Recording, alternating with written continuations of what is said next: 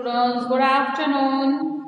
I hope you all are good and you might have seen my last video. In that we started our chapter number 8, movement of the earth, and I explained you about the rotation. What do you mean by rotation? When the earth moves on its own axis, it's known as a rotation. आज हम start करने वाले हैं rotation causes day and night. Rotation की वजह से day and night होते हैं. किस तरह से, that I will explain you. So be ready with your text book everyone, page number 78. So let's start. मैंने आपको पहले समझा दिया था कि रोटेशन क्या होता है. अर्थ होता है जो अपने खुद के एक्सिस के ऊपर इस तरह से घूमता रहता है, राइट. वो तो हमने ऑलरेडी अपने एक्सिस के ऊपर, axis is an imaginary right which connect north pole to the south pole, जो आपके पिक्चर में भी आपको दिखा रही है. ओके, अब रोटेशन की वजह से डे एंड नाइट किस तरह से होते हैं, that I am explaining you. The rotation of the earth causes day and night.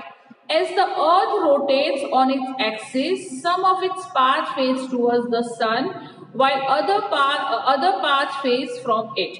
The portion of the earth on which the light of the sun falls experience day, while the portion of the earth which is away from the sun experience light. अब आपको पता ही है कि अर्थ है वो अपने axis के ऊपर इस तरह से घूम रहा है. ओके, तो इसी वजह से डे एंड नाइट होते हैं. जो पार्ट जो घूम रहा है, जो पार्ट, फॉर एग्जांपल हमारे सामने अर्थ है, तो जो पार्ट अर्थ का, जो पार्ट अर्थ के सन के सामने आएगा, वो पार्ट में क्या होगा, that part will experience day, and the parts which are against opposite to the sun, जो अर्थ के पीछे वाला हिस्सा है, जो उसके पीछे का पोर्शन है, वहां पे क्या हो जाएगा, रात हो जाएगी. जो पार्ट सन के सामने है, विच इज फेसिंग द सन, वो पार्ट में अर्थ में डे होगा, और जो पार्ट उसके पीछे है, उसके सामने नहीं है, सन के सामने, वो अर्थ के पार्ट में क्या होगा, नाइट होगा. समझ में आ रही है? क्यों? क्योंकि सन अपनी एक्सिस के ऊपर इस तरह से घूम रहा है. सो विच एवर पार्ट जहां पे सनराइज फॉल होगा, वो पार्ट में डे होगा. जहां पे सनफॉल नहीं होगा, सनराइज फॉल नहीं होगा, वहां पे नाइट हो जाएगा. ये समझ में आई, ये इतना पोर्शन. अब है सर्कल ऑफ इल्यूमिनेशन. अब क्या है इल्यूमिनेशन, क्या है, आपको यहाँ पे एक सर्कल दिख रहा है, उसमें हाफ पार्ट में नाइट है और हाफ पार्ट में डे है. ओके, तो जिस तरह से जब अर्थ अपने एक्सिस के ऊपर जब रोटेट करता है, पहले मैं read the imaginary lines that separate the illuminated part from the dark part of the core, dark part is called the circle of illumination. जब अर्थ अपने एक्सिस के ऊपर रोटेट करता है, और रोटेट करते करते इमेजिनरी लाइन जहां पे डार्क पार्ट है, जहां पे नाइट है, वो धीरे धीरे धीरे धीरे सन के सामने आने से, सनराइज और सन के सामने आने से डे बन जाता है.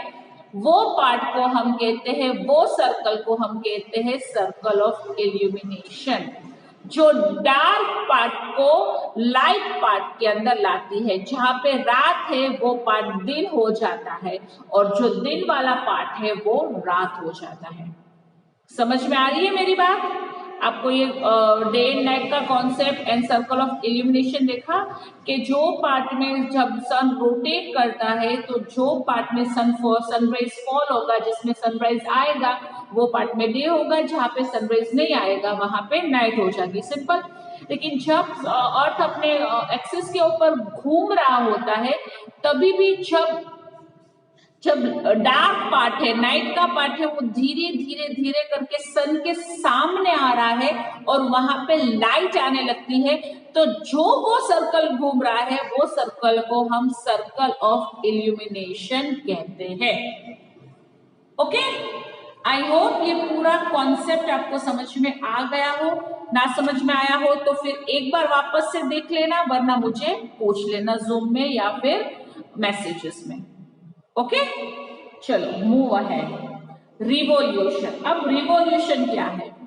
हमने ये तो जान लिया कि सन अपने खुद के एक्सिस के ऊपर ऐसे रोटेट होता है, लेकिन अपने एक्सिस के ऊपर रोटेट होते होते साथ साथ वो सन के इर्द गिर्द भी घूम रहा है। अपने एक्सिस के ऊपर ऐसे ऐसे रोटेट हो रहा है, साथ में वो सन के साथ रिवॉल्व भी हो रहा है। तो जब अर्थ सन के आजू बाजू रिवॉल्व होता है, जिसको हम अपनी लैंग्वेज में प्रदक्षिणा कहते हैं, राइट? कैसे प्रदक्षिणा? उसी तरह से जब अर्थ सन के इर्द गिर्द प्रदक्षिणा करता है, रिवॉल्व करता है, उसको हम कहते हैं revolution. So let's start.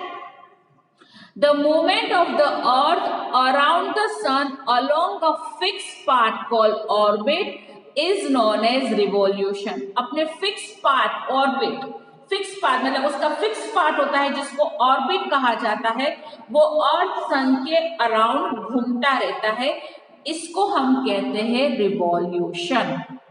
The orbit of the earth is elliptical in shape. Elliptical मतलब oval shape.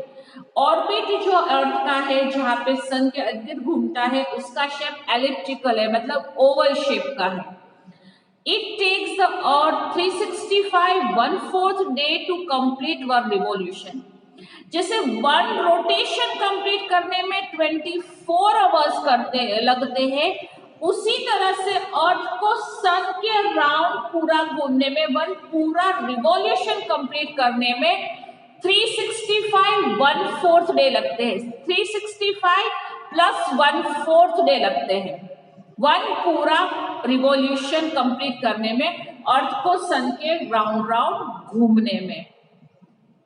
However, we consider one calendar year as a 365 days in order to account for the extra 1/4 day of 6 hours. An additional day 24 hours is added to the calendar every 4 years. अब यहाँ पे समझो, अब पूरा revolution complete करने में 365 1/4 day होता है, लेकिन हमारे एक ईयर में तो 365 डेज ही होते हैं, तो 1/4 कहाँ गया? 1/4 को 4 बार ऐड करोगे, 1/4 1/4 1/4 1/4, तो पूरा 1 बनेगा। 1/4 એટલે 4 hours, 4 4s are 4 into 6 hours, sorry, 4 into 6 hours in order to cover for day, और 6 hours 1/4 मतलब पूरे दिन में कितने आवर्स होते हैं? 24। 24 डिवाइडेड बाय 4, 24 डिवाइडेड बाय 4 कितने आवर्स हुए? 6 आवर्स हुए, राइट? तो 1/4 डे मतलब 6 आवर्स। तो जो हमारा तो वन ईयर 365 डेज होगा, तो ये जो 6 आवर्स ज्यादा बच गए, उसका हमने क्या किया? हर ईयर में 6 आवर्स बच गए, क्योंकि हमारा वन रिवॉल्यूशन तो 365 1/4 डे में कंप्लीट होता है, तो हम तो ईयर में 365 डेज ही काउंट करते हैं। तो ये 1/4 मतलब 1 डे में 24 आवर्स हुए, तो 1/4 में 24 डिवाइडेड बाय 4, तो 4 6 24, तो कितने आवर्स हमारे बच गए? 6 आवर्स। तो ये 6 आवर्स का हमने क्या किया? In order to account for extra 1/4 day or 6 hours, an additional day 24 hours is added to calendar every 4 years. आपने लीप ईयर के बारे में सुना है, जिसमें 360 डेज 6 डेज होते हैं? यस, ये 6 आवर्स। अब 24 आवर्स बनाने के लिए कितने 6 आवर्स हम ऐड करे पड़ेंगे? 6 4s are 24। 4 6 आवर्स अगर हम ऐड करेंगे ना, तो 1 डे कंप्लीट हो जाएगा, राइट?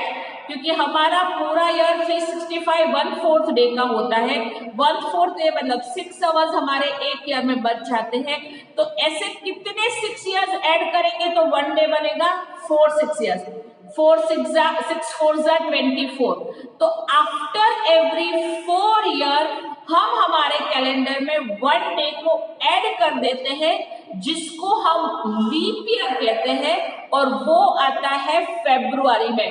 फेब्रुआरी में जब 28 डेज होते हैं, वही फेब्रुआरी में लीप ईयर में 29 डेज हो जाते हैं। क्यों?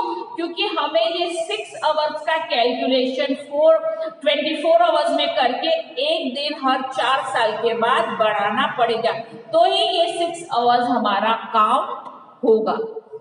समझ में आया है पूरा बात? The extra days added on the month of February, as a result, February has 29 days in the year in which it is called leap year. We have 366 days in a leap year rather than usual 365 days. Okay, ये पूरा concept समझ में आया कि वैसे 1 year में 365 days 1/4 day होते हैं, लेकिन हम 365 डेज ही काउंट करते हैं। तो ये 1/4 का क्या करेंगे? 1/4 એટલે 6 आवर्स, तो 6 + 6 + 6 + 6 मतलब 4 ईयर के 6 आवर्स हम इकट्ठा करेंगे और एक पूरा दिन बना देंगे, और ये पूरे दिन को फेब्रुआरी में हम ऐड कर देंगे, जो 28 डेज की बदले 29 डेज हो जाएगा। और वो जब 29 डेज होगा तो वो ईयर को हम कौन सा ईयर कहते हैं? Leap year. और इसीलिए हर 4 साल के बाद एक ईयर लीप ईयर आता है, जिसमें फेब्रुआरी में 29 डेज होते हैं। ये हमारा 2020 है जो लीप ईयर था, जिसमें 29 डेज थे। आई होप ये रिवॉल्यूशन का और डे एंड नाइट का कॉन्सेप्ट यहाँ पर आपको ठीक से समझ में आ गया होगा। आगे का चैप्टर मैं आपको बाद में समझाऊंगी, प्लीज इसको एक बार फिर से देख लेना। अगर आपको लीप ईयर का कॉन्सेप्ट ना समझ में आया हो तो आप मुझे जूम में पूछ लेना। ओके, चलो, I catch you again in the next period. Till then, bye bye.